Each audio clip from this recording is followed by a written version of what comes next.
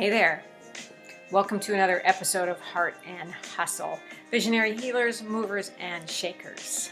I am your host, Paulette Rees-Denis, here to bring you magic makers from around the globe, people who are creating change, who have small businesses, large businesses, hobbies, but they are creating the life of their dreams. Hello, beautiful friends. We are here with another special episode of Heart and Hustle, Visionary Healers, Movers, and Shakers. And I'm bringing you these beautiful, short, snippet conversations with a lot of the master teachers and master leaders of Global Caravan to find out what's going on in their dance world and to talk about the gathering that's coming up in just a few short weeks. I'm looking at the date. Today's the 18th. It's like in 3 weeks. Bam.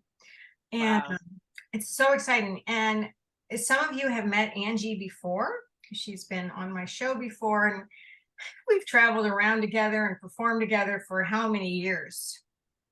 Um, oh my God. So it came up in my pictures the other day, and it was like 2010 or 11.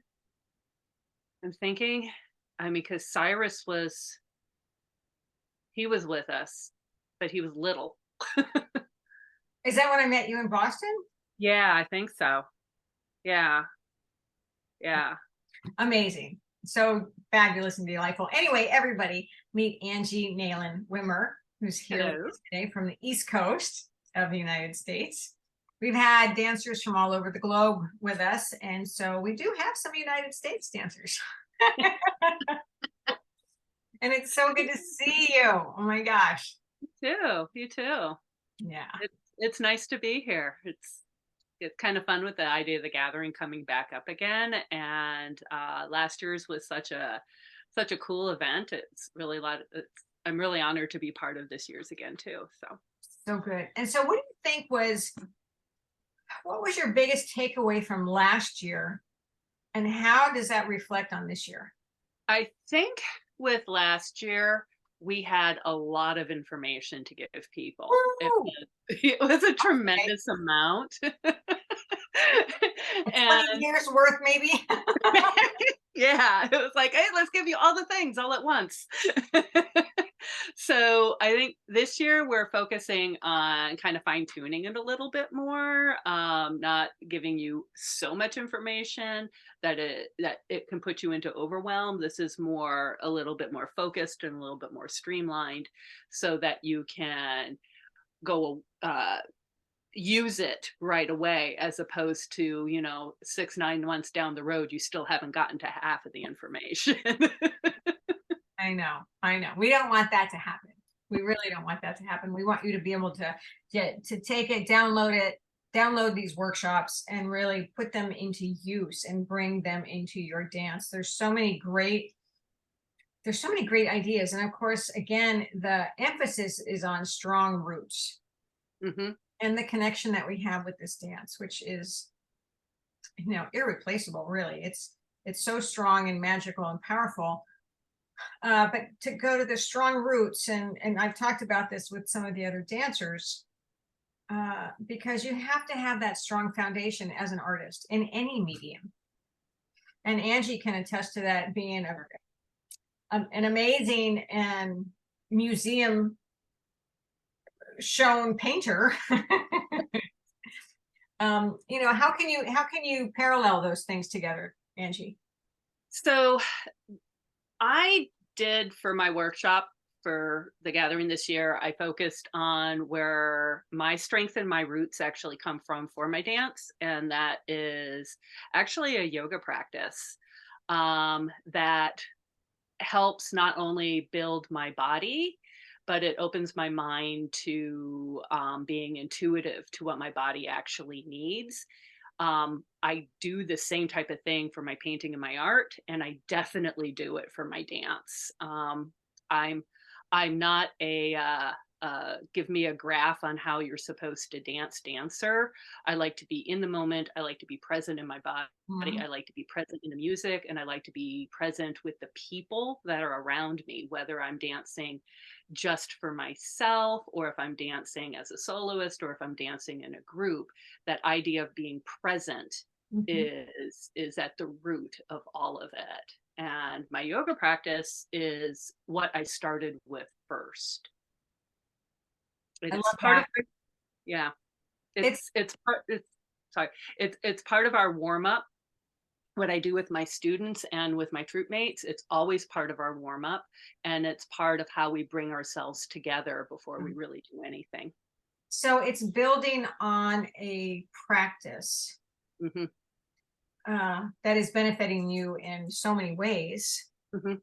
Uh, but taking it into the dance, it's building up your body strength, your spiritual connection, and like you said, being present in your body, being present. Right. Just in this dance, you have to be present. It's a moving meditation. There's no way you can do this dance and be thinking about anything else because it ain't gonna happen.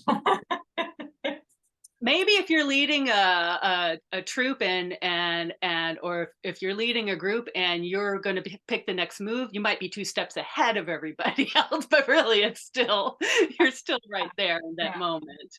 and I love Yes. and I love that you're sharing that with us because that's really beautiful. And I think a lot of people fall into laziness of taking care of their body. They just want to dance, and sometimes you don't remember what it takes your body to do the dance. Agreed, agreed. And even within yoga, that happens, especially in our society. I started doing yoga when I was like 15 years old, before there were yoga classes that I you know, went me too. to. Me too. Yeah.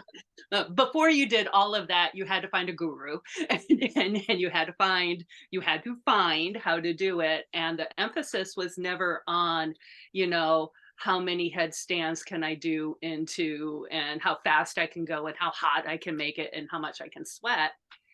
A lot of yoga had to do with connecting with the inner landscape of yourself and becoming present in each one of the asanas or the movements Mhm. before you actually did anything else, and becoming present in your breath. And I see that parallel in the dance world and in yoga practice, where we rush so fast Mhm. to Yeah. get to the end product that we forget that the journey is the most important part. Oh, I'm so glad you said that. And for sure, I see this all the time too. It's like, well, I want to be a performer. Well, Well, great. good. But Well, in 5 years, maybe, I know, maybe not 5 years, but it's so true. People do rush. They want, they get so intoxicated Mhm. and Right. so excited. And they can feel when they see one of our tribes perform, you know, and they get so excited and they're like, I want that too. I get that. Totally get that. Right. Because there is power and there's magic and there's connection and there's feminine divine and fun. Right. But what they don't realize is that that end product that you're seeing, the dance performance, the person that's with got the shiny costume on and all that stuff, that the real magic happened before they ever got there. Absolutely. Absolutely. Before it even goes on stage. And Yeah. that's so much of the thing that I preach is like, I want you to find the joy in the dance, Mhm. not the joy of putting it on stage. Mhm. That's a whole another beautiful entity that some people don't even have to do. Right. Right. Yeah. Do I've not got have to be a performer. No, you don't have to. And that's the really powerful part about it, is that it's not always about the performance. And I actually enjoy the dance more when we're not focusing on performing. Oh, yeah. when instead we get together and we'll go into my backyard, which is a pretty magical place. It's all surrounded by trees, even though I live in a small town out in between Boston and Providence. There's a lot of people here, but my backyard is like a little forest. And we're back there, and the sun's coming through the trees, and we're in a circle, and we connect with our breath, and the shoulders roll back, and the arms come up, and there's this thing that happens where we all tune into each other and we all tune into our power, and it's not for anybody else, it's for us. You Exactly hear right. yeah, and that's the magic, that's the important stuff. And to get to that place, you It need has to to be have practice. you have to have the roots. You have to have I mean, like I have my morning routine. Hmm. And if I don't have that practice, I'm I'm a fruitcake, Yeah, you know? yeah. I mean, there's so much that goes into living in a beautiful body that is your tool, and in this case for dance, Hmm. right? So this is our medium, this is our temple. And what are the things that feed us? What are the things that help us feel good? How can we keep moving our body and be strong, especially as we age? Oh, and as our body changes, all sorts of things that cause our bodies to change. There is a premise within the and the Yoga Sutras that is has to do with not only being present in your body, but being present in your body's ability in the moment, and Mm, that can change from moment to moment. So someday I may be able to do a perfect triangle pose, or maybe if I'm dancing, I might do the best Maya ever with the best arms. mm. And the next day, I can't. And it's very easy to beat yourself up over that and be thinking, like, what is wrong with my body? Why can't I do that? Well, truly honoring where you are at that present moment is also part of that journey.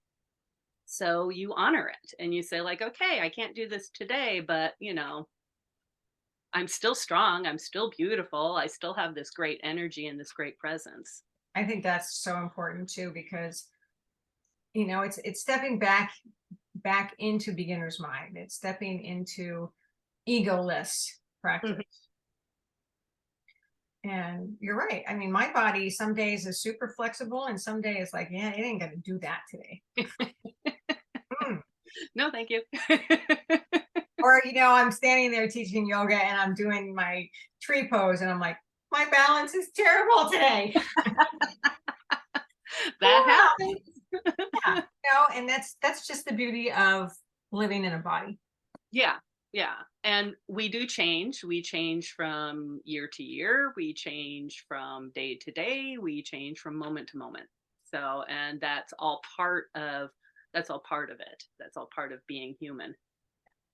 So I love that you're sharing part of your practice with us. And I really invite everyone to pay super clean and clear attention to what Angie has to offer and what you can do with your body, and how to keep it strong and centered and grounded and flexible and able, so that you can dance till you're 120.